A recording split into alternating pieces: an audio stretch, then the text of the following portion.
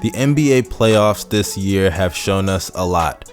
We've seen young players taking over such as Luka, Trae Young, and Devin Booker, and we've seen older players cementing their legacies such as Chris Paul.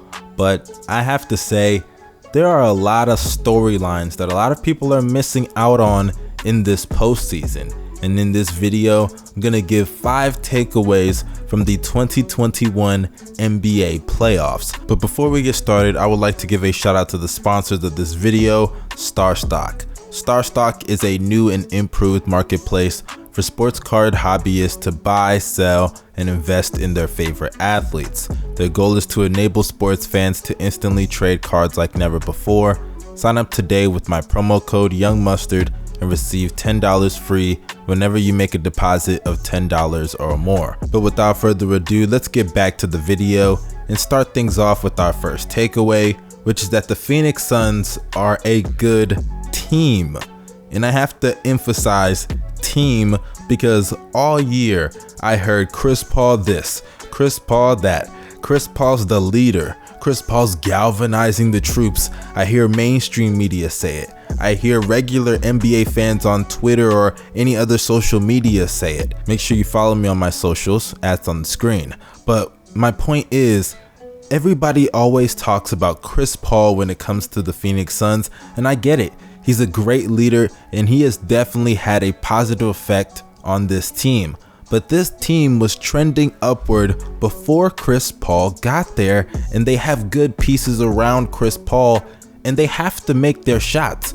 People are just not giving the credit to a lot of other guys. Guys like Mikal Bridges, a great defensive player and a good three-point shooter that can space the floor. A guy like Devin Booker, who has shown signs to be a star in the past and is now reaching superstardom in this postseason. Then you have other players like a DeAndre Ayton, who was the first overall pick in his draft class, picked before Luka and Trae Young. And sure, he isn't as good as those guys, but he isn't asked to be. He's been great in his role and is rising to all-star caliber level in this playoffs, in my opinion. And then you got other players like Cameron Johnson, Jay Crowder. Even Dario Saric was giving them solid minutes in the playoffs. And let's not forget Cameron Payne. Is Chris Paul controlling Cameron Payne?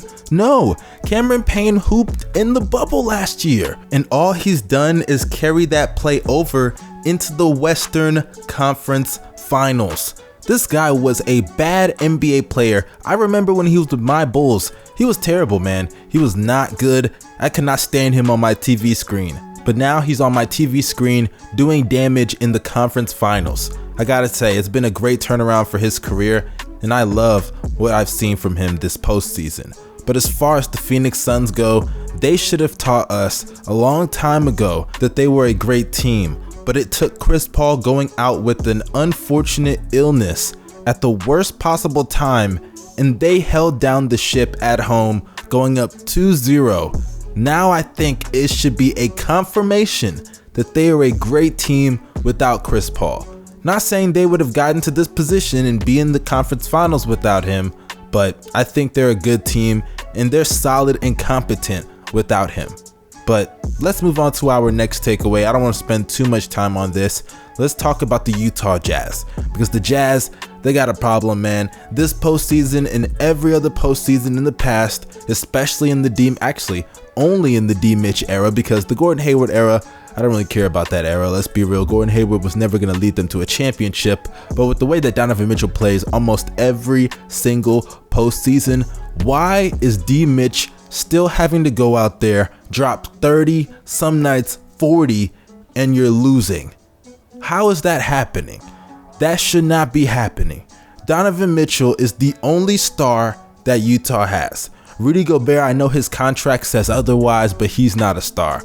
Cut the bullshit. We all know he isn't. I know his impact defensively, it's great. Don't get me wrong. He's an elite rim protector and despite what other people say, I actually think he deserves his Defensive Player of the Years. But every postseason, it seems like they run into a team that can exploit his weaknesses, especially on the perimeter. Whether it's last year with Jokic on the perimeter or this year with the Clippers going small, it seems like the recipe to beat the Utah Jazz is just to find a way to pull Rudy Gobert out the paint, and most, if not all, the teams in the Western Conference can do that. So it's obvious to me, and I think to a lot of people, especially after this postseason ending in a really disappointing one, as Mike Conley came back in a game that the opposing team did not even have their best player. And in a season like this where a lot of players are out with an injury, this was the Jazz's real opportunity to not only get to the finals but potentially win a championship.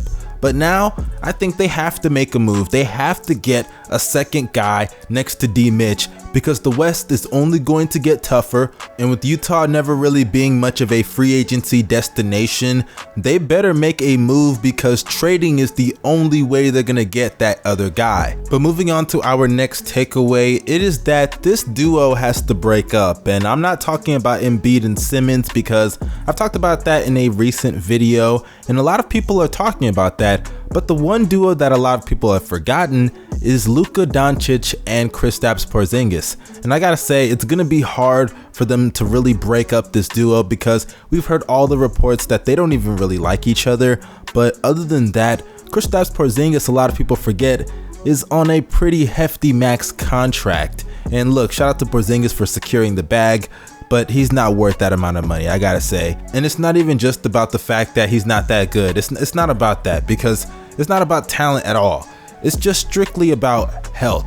Porzingis is not available enough. And this postseason, he was available, but he didn't even play well.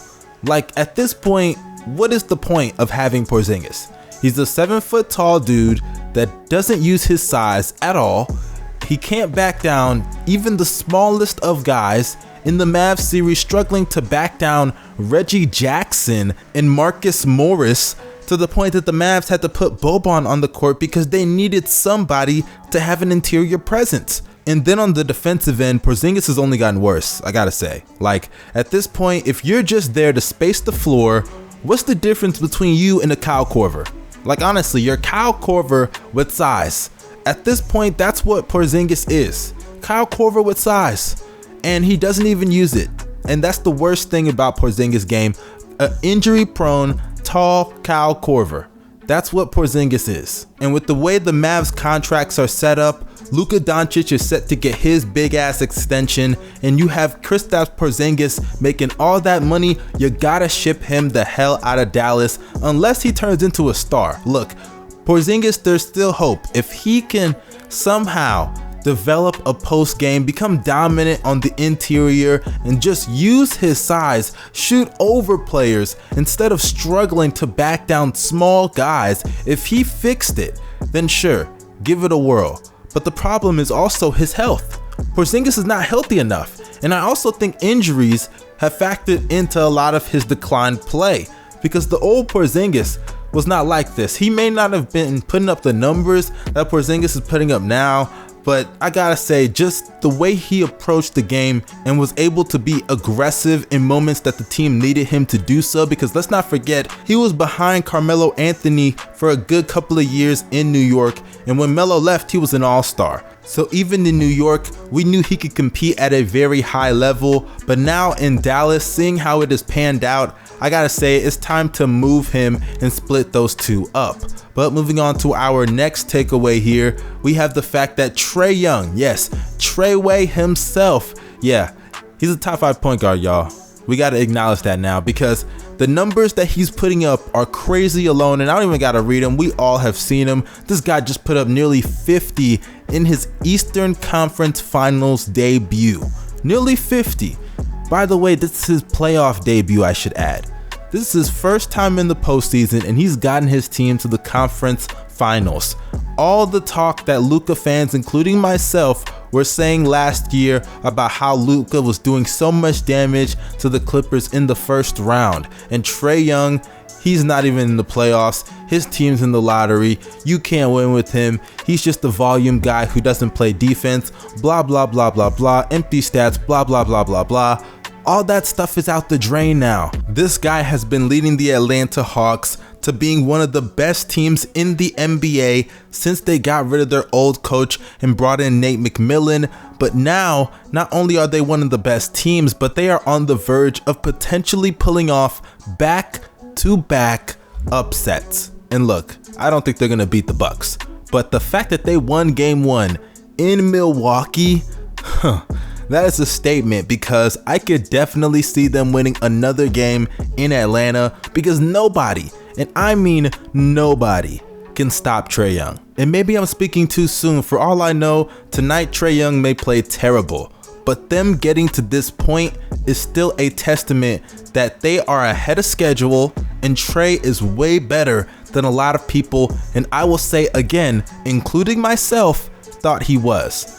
But let's move on to our final takeaway, and that is something that is so simple.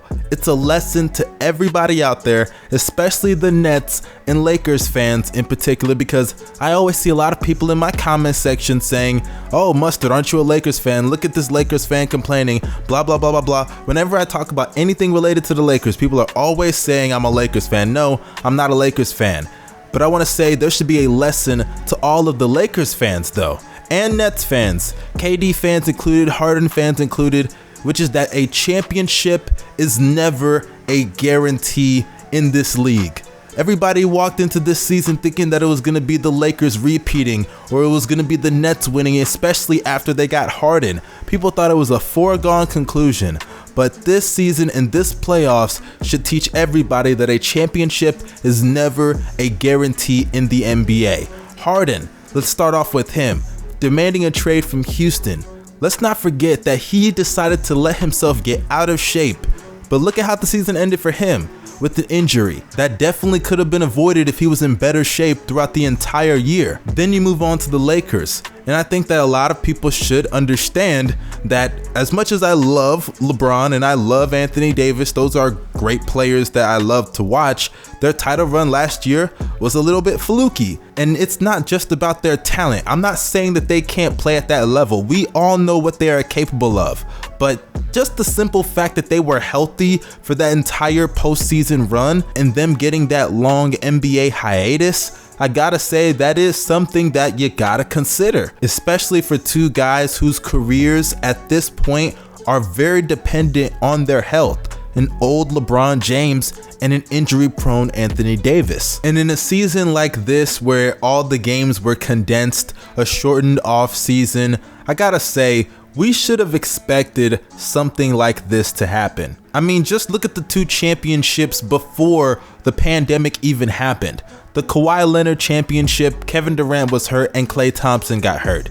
You can look at the year before that, not in the finals, but Chris Paul tore his hamstring and missed the last 2 games of the Western Conference Finals. You can look at injuries in a lot of other years that not only happened in the finals, but around before the finals, something that affected the entire playoffs as a whole. There have been things like that happen throughout the entire history of the NBA, and in a season like this, it's no surprise that the most healthy team is probably going to be the team that wins the NBA championship this year. But that concludes this video, you guys. If you enjoyed it, make sure you drop a like and comment your opinions down below. If you think I've missed any takeaways, let me know. I will interact with as many people as possible, because trust me, I read the comments.